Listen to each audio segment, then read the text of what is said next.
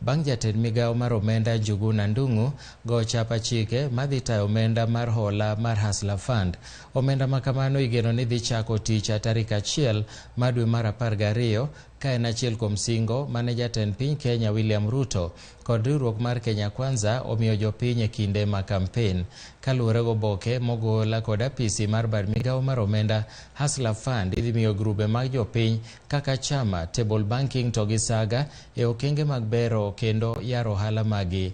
Hola makamano idhi miyo grube mag jopiny e nyinyo ma ogonyore kaachiel bende gi nengo mar timo ohala.